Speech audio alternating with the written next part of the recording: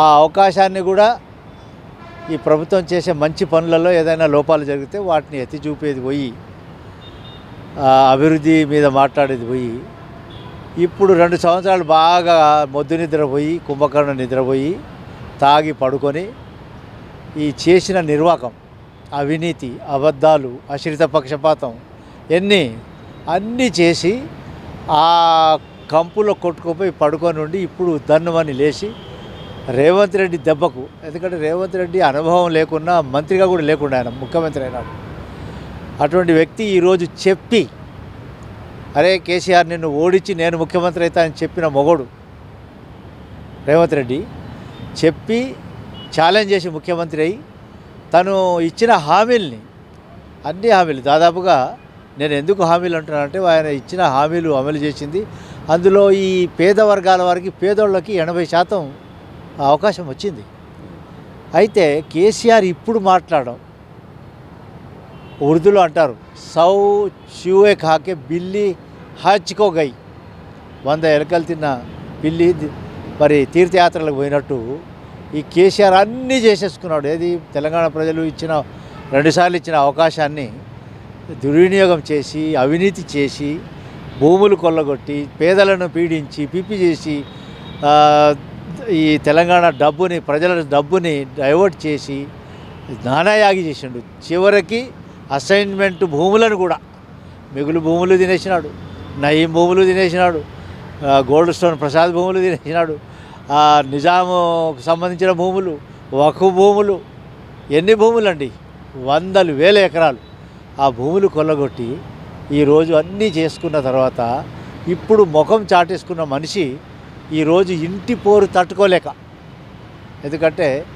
First నేను ఒకటి challenge చేశాను, మిస్టర్ కేసీఆర్ నువ్వు నిజంగా మనిషివైతే తెలంగాణ బిడ్డవైతే నువ్వు ముందు జవాబు చెప్పు. నువ్వు 2 సంవత్సరాలు నోరు ఎందుకు వదిపలే? నీ మీద వచ్చిన అవినీతి ఆరోపణలు ఇప్పుడు నడుస్తున్నాయి కదా, నీ విచారణ కూడా జరుగుతుంది, వాటికి జవాబు చెప్పు. నువ్వు ఎందుకు నోరు తెరుస్తలేవు? Why you are not opening your mouth? చెప్పు, దాని మీద ఏదో ఒకటి చెప్పు. సావు నేను చేయలేదు చేసినని చెప్పవా? అది చెప్పకుండా నోరు విప్పకుండా కూతురికి, కనీసం కూతురు ఇప్పుడు నిన్ను మంచిగా నీ ఇంట్లోనే భక్త ప్రహ్లాదుని మాదిరిగా తయారైంది ఉందామే. చాలా నిజంగా నేను ఐఎమ్ అప్రిషియేటింగ్ కవిత భగవంతుడు అనేవాడు ఉన్నాడు. ఆ భగవంతుడే కవితను ఉత్తేజపరిచి నీ బండారం బయట పెట్టే పరిస్థితి కల్పించాడు. సో ఇప్పుడు నువ్వు కవిత వల్ల కూడా ఏమైతే లేదు, నీ పార్టీలు వేస్తలేదు. ఒకసారి నాకు డౌట్ ఏమొస్తుందంటే కవితను కూడా నువ్వే ఈ జయిస్తావని అనిపిస్తుంది నాకు. అయినా కూడా కవిత మాట్లాడే దాంట్లో ఎంత సత్యం ఉంది. కానీ నువ్వు దానికి జవాబు చెప్పు. నీ కూతురు చెప్పి అడిగిన దానికే జవాబు చెప్పు. మరి నీ మీద నీ కొడుకు, నీ యొక్క అల్లుడు వాళ్ళు ఈ కవితను తట్టుకోలేక నిన్ను బయటికి తెచ్చాడు, అంతే తప్ప నువ్వు ఇప్పుడు పీకేది ఏమీ లేదు. నువ్వు పీకేది ఉంటే ముఖ్యమంత్రిగా పీకుతుంటివి, ఇప్పుడు దాన్ని మోపు కడుతుంటివి. నువ్వు ఆ రోజే పీకలేదు, ఇప్పుడు ఏం పీకేది ఉంది? నువ్వు ఏం చేయలేవు. ఇప్పుడు తోలు తీస్తావు. నీ అసలు తోలు తీయాలా, నిన్ను బొక్కలేయాలా? మరి విచారణ సంస్థలు తప్పకుండా పని చేస్తాయని నేను అనుకుంటున్నా. ఫోన్ ట్యాపింగ్ ఏందండి ఇది? ఎంత ఘోరమైన నేరం అది. కాళేశ్వరం డబ్బులండి కాగు చెప్పింది, మరి ఈరోజు స్పెషల్ ఇన్వెస్టిగేషన్ టీం చెప్పింది. ఇవన్నీ చెప్తుంటే నువ్వు వాటికి జవాబు చెప్పకుండా ఎక్కడో మహబూబ్ నగర్, నువ్వు ఎంపీగా ఉన్నావు మహబూబ్ నగర్లో, అప్పుడు ఏడబడుకున్నావు నువ్వు? కనీసం నోరిప్పలేదే పార్లమెంట్లో. నీకు మహబూబ్ నగర్ ప్రజలు గెలిపించినప్పుడు అప్పుడు నోరిప్పలే. ముఖ్యమంత్రిగా నువ్వేం చేయకపోతావు అక్కడ. అయితే ఈరోజు నువ్వు కేవలం ఒక అక్కస్సుతో ఈ ఒక యువకుడు మరి ఇతను ఈ విధంగా బ్రహ్మాండంగా పనిచేస్తుందని చెప్పేసి ఓర్వలేక నువ్వు రేవంత్ రెడ్డి మీద అవాకులు మాట్లాడుతున్నావు.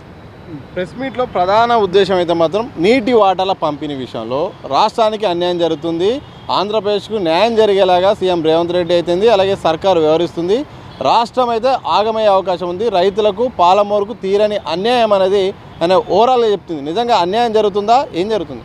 ఇప్పుడు ఆ అన్యాయానికి ఫౌండరే కేసీఆర్.